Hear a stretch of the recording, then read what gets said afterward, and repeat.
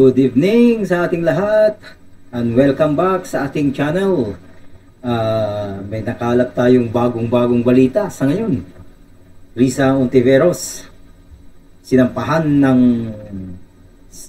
sa ethics complaint ng tatlong congressman, si Attorney Manuel Luna at saka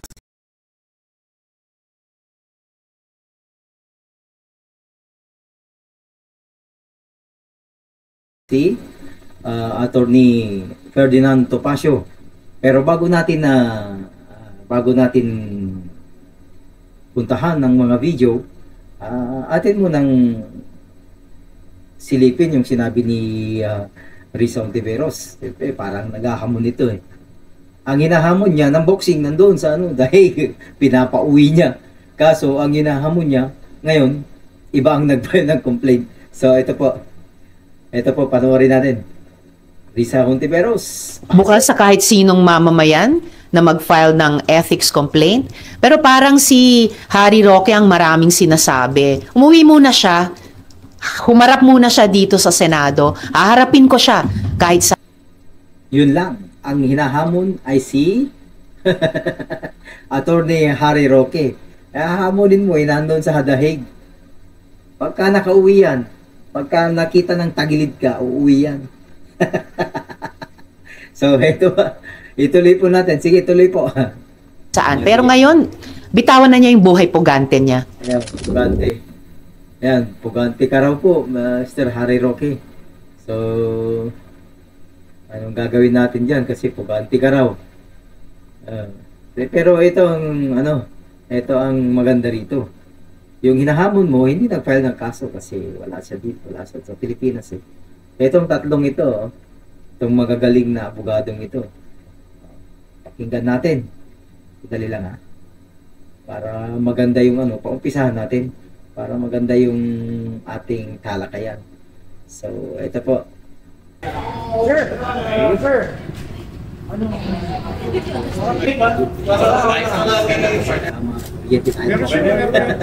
Ang parating ginagamit ngayon na salita, accountability. So parating sinasabi ni Senator Risa Hontiveros, the Vice President should be accountable. But dapat naman kung may offenses ka rin, allegations of offenses, you are also accountable. So today, dito po kami, together with myself, former Congressman Jing Paras, my good friend, Attorney Ferdinand Topacio, Attorney Manuel Luna, we are filing a case for disorderly conduct of Senator Risa Hontiveros with the Committee on Ethics. Section 16, paragraph 3, yun po ang ating basehan dito sa aming ethics complaint against Senator Risa Hontiveros. So, as explained by former Congressman Tito Paras, kaming tatlo ang complainants dito. Ito po yung specific provision. Each house may determine the rules of the rules of its procedures, punish its members from disorderly behavior, and with the concurrence of 2/3 of all members, suspend or expel a member. A penalty of suspension when imposed shall not exceed 60 days. Narinig nyo na yung statement nung si alias Rene. Yun lang po. 60 days lang. Pagka napatunayan siguro, mayroon siyang punishment na not exceed 60 days daw. Pero mahaba-habang panahon na rin yan. Sige, pasuspend nyo muna. Tapos sundan yung patalsikin na yun. Sige po, pasok. Diba? Ito ang mahirap dito ngayon. Dahil naghahamon ka ngayon nang magpo-file sa'yo ng matagal na naming hinihintay ito eh. Ngayon lang nila na i-file. Sana po noon pa. Siguro inaayos pa ng kumbaga, bago mo isuot yung damit mong maganda, plantsahin mo munang maganda. Yung sisiguraduhin mo ba na pasok sa banga kumbaga. So, sige po, tuloy po. Sir dating former Congressman Jing Paras. Yan. No? Itong si alias Rene, nagsabi siya na binayaran daw siya ng 1 million ni Senator Risa Hontiveros through her underlings to testify. Prior to that, nag-testify siya kasi she was asked to testify with some consideration. Statement si Senator Hontiveros na harassment ito at mag-concentrate na lang sa mga importanteng bagay. I would like to tell Senator Risa, ma'am, importante din po to preserve the integrity, the probity, and the reputation of the upper chamber as the chamber that is supposed to be composed of elder statesmen. Hindi po pwede yung upper chamber ay may mga tao na nagbabayad, nagtatamper, nag-impluensya at nangingid na po ng mga testigo. Importante din po to. This is equally important as the inquiries that you are undertaking right now. So huwag niyo po sabihin harassment po ito. Tugunan niyo na lang sapagkat may pruweba po kami. Tama naman si Hontiveros, this is nothing new. Kasi kaya lang, she has been getting away with so much for so long a time. Nag-umpisa pa partner, di ba yung kay Kian? Yes. Na kinuha niya yung mga witnesses, nagpatulong sa amin yung magulang para kunin yung mga minor na kinuha. Sanay lang po, update dyan sa Kian na yan. Kung natatandaan nyo, yan, matagal din natutukan yan. Ngayon, ang nagrereklamo, hindi po yung tatay, kundi yung tiyuhin. Tsaka, nanagot na po yung niyan. Nanagot na po yung nakagurgur na pulis dyan. So, ano bang hinahabol nila doon? Yun nga yung sinasabi ni President Duterte dati, former president, na sa kanya, yung accountability. Pero, pagka yung ganun na, hindi naman na, yun, kumbaga, guilt is personal, di ba? Na yung nagkamali, yun ang dapat na yun ang dapat na parusahan, hindi yung nag-utos. O sige po. Senator Hontiveros. Pangalawa sa Farmally. Nag-testify, may affidavit yung mga witnesses sa Farmally na binayaran daw sila para mag-testify falsely against Farmally executives. Pangatlo, yun na ngang kay Murillo. So pattern na po ito eh. Someone has to tell her, stop, hindi na tama ito. Especially, di ba, nung congresswoman siya, di ba, may allegations din doon sa corona impeachment that she fabricated evidence. Hindi po pwedeng ang isang miyembro ng upper chamber ay nag-iimbento ng ebidensya. Ngayon, may latest na naman siya. Nag-cite siya ng jurisprudence. Mali naman pala. We cannot allow this to continue. Yun lang naman po. Yun lang. So, yun po, malinaw na sabi ni... Nag-cite siya ng jurisprudence. Yun po ang pinaka, malinaw na sinabi ni Atty. Topacio. So, dako naman po tayo sa bago nating, PNP chief. At siyempre, congratulations po sa bago nating PNP chief na si PNP chief Nartates Jr. So, eto, pakinggan natin ang kanyang maikling mensahe. Well, it's a matter of managing our resources. Number one is yung sa warm bodies natin, that is for personnel. No? From the moment that we recruited them up to the moment that they retired.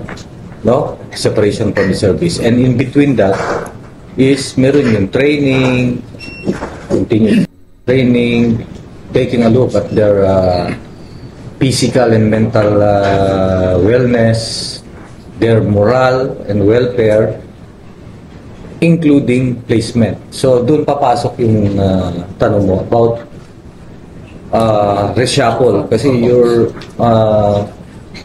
the term mo is reshuffle. Okay. So that is for placement. Okay. So in terms of placement, there are two for third level and second level. And we have meron tayong proseso dyan. In fact, it is working. The Senior Officers Placement Board Alpha, Bravo, Sandali lang po sir, nawala. Nasaan na? Ay naku. Saan ka na? Ayun. Ba't napunta roon? Ba't napunta kay Ma'am Montiveros? Sa akin. Yan, may napindot tayo. So, we have the embank. And we have the executive committee composed of the command group of the PNP, the DCA, the DCO, yung DCDS. So lahat ng mga level na yon, mayroong level kung ano yung mga placement, no? So it is working and it is being followed up to the level dun sa regional offices as well as the national support units. And if we're talking about if we're having reshuffle or movement of personnel, in terms of deployment, parating meron yan. Kung meron tayong activity or major operations or major mission in a within our jurisdiction at area, and then we have to place somebody there, including the team na pupunta doon. So dire-diretso yon, no? Plus yung placement, of course, pag may nag-retire, no? Yun, pag may separation from the service, kailangan who will be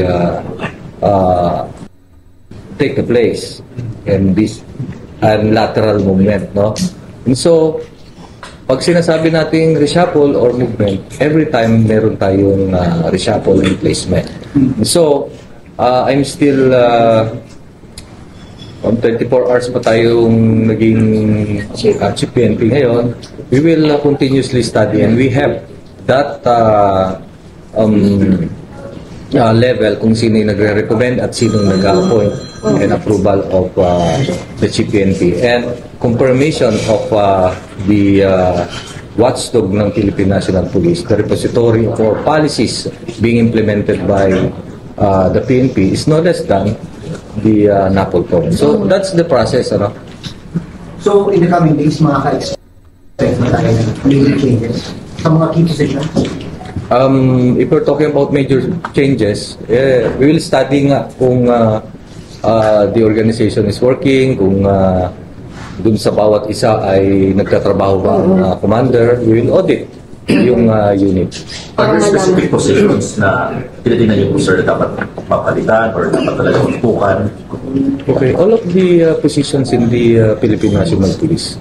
Okay, yung organization natin is, of course, we are working as one to accomplish our mission through the performance of our mandated functions. Diba? Ano ba trabaho namin? We implement the law, we enforce the law, we prevent and control crimes, maintain peace and order, ensure public safety, and internal security. Sir, speaking of major... Tapos na ba yun? Same related as Michael, sir. Oh, it's not yet. Yung pinaka-importante doon is with the active support of the community. Kung wala yon, kasi kung hindi nagsusuporta, di ba? Sabi nyo, hindi nagsusuporta, walang support ang community. Then, therefore, good luck or doom ang ating PNP. Why? Peace and order is a responsibility, shared responsibility of the police and the public. So, we will go forward, magiging pro ang pagpunta natin sa community. We talk to them, we sleep to them, we eat to them para malaman kung ano ang effective na pag-implementa ng police operation within their jurisdiction. So yung itanong ko na, sir, yung siguro gusto nilang itanong kasi since yung time ng pag-upo ng presidente, parang nag-cause ng friction yung pag may ginagalaw sa command group. So, part ba rin ba yung study ninyo yung kung sino yung sa command group na i-retain or papalitan? Parang ganun. Katulad na sinabi ko kanina, there are certain procedures in placement of officers, whether third level or second level. May procedure tayo, may policy tayo, and we ought to implement that. When it comes sa policy direction ninyo, ano yung kasi nabanggit nyo kahapon sa speech ninyo, parang may binanggit kayong 8 na points na, pero in general, to sum up, ano yung gusto nyo pukpukin talaga na parang matutukan na ma-identify sa inyo?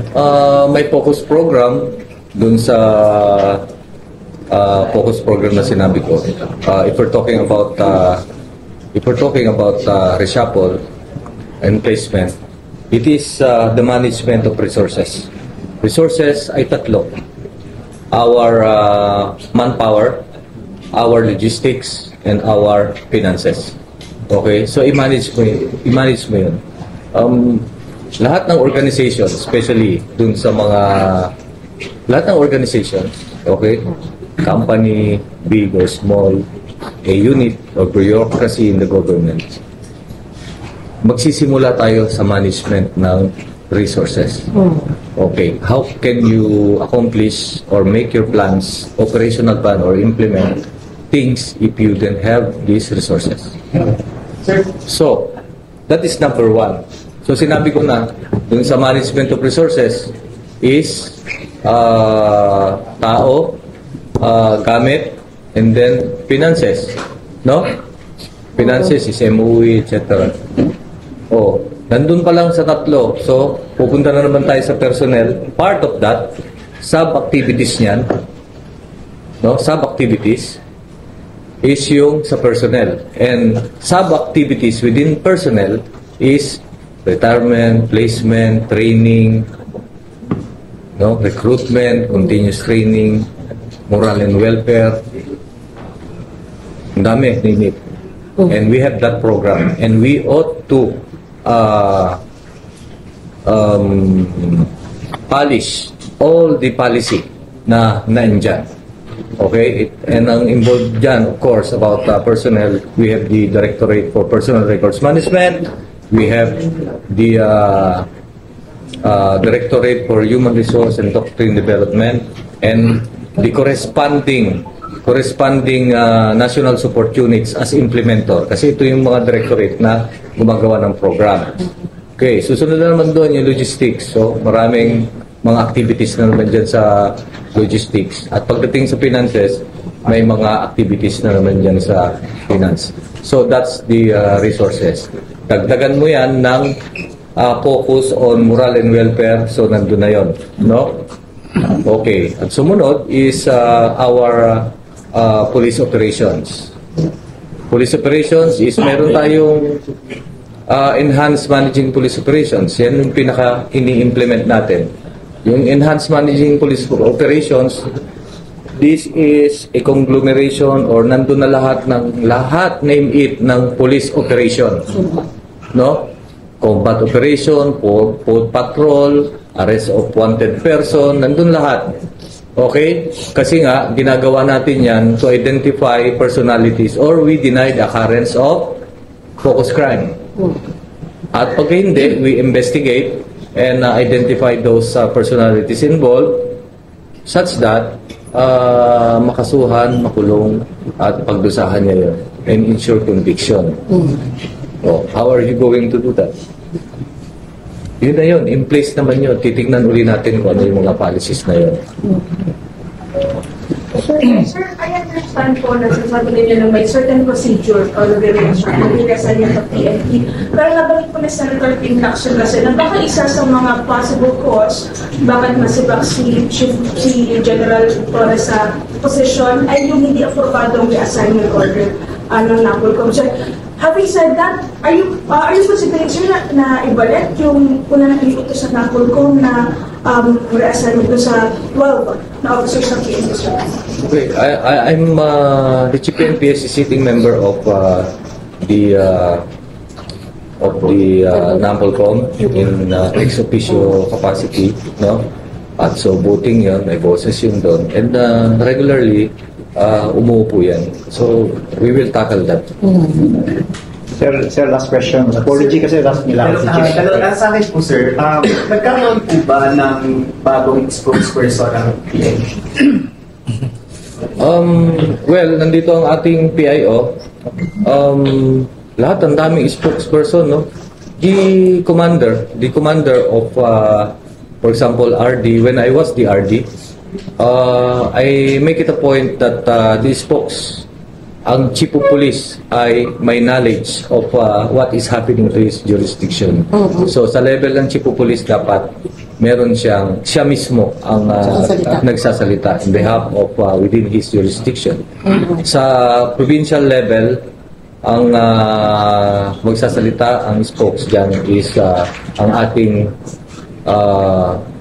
provincial director, and he is authorized to have his kung wala siya, merong spokes doon, no?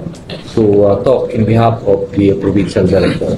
Sa regional office, ganun din, the RD with spokesperson. Here, in the national headquarters, ang magsasalita is the chief PNP and the spokesperson.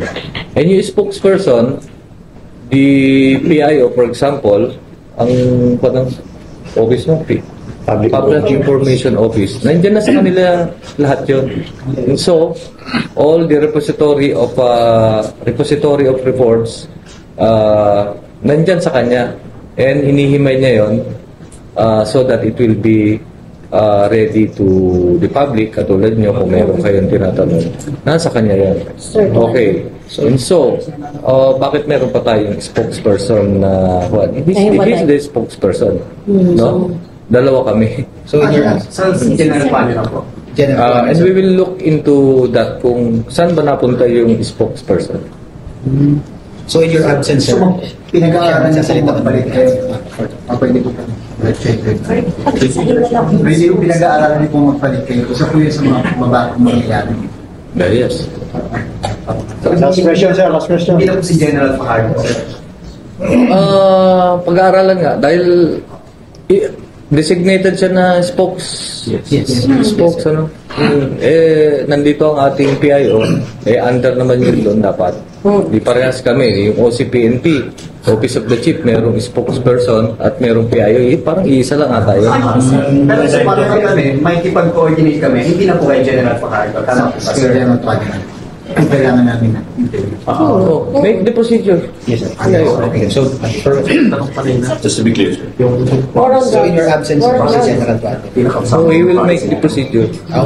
Tawagan mo kasi ako kagad. Pagka, So last question, sir. General, last question. Sir, sa Monday na lang yung all other. General Torres, sir. Yung minishapo ni General Torres, stay pa po ba yun o ni-recall na po, sir? There was a NAPOLCOM resolution, no? Yes, sir. I need to tackle it with the board. So it's How do you intend to honor that resolution by NAPOLCOM? We will tackle that with I will tackle that with the NAPOLCOM. At for sure, i-implement natin yan. But, alam nyo, ang NAPOLCOM, siya ang watchdog sa PNP. Siya ang repository ng ating mga policies and circulars. Gawa rin naman sa PNP yun, and then they affirm. And nakalagay naman sa batas when the PNP was created. Nandun din ang organization ng NAPOLCOM. What is NAPOLCOM? Okay?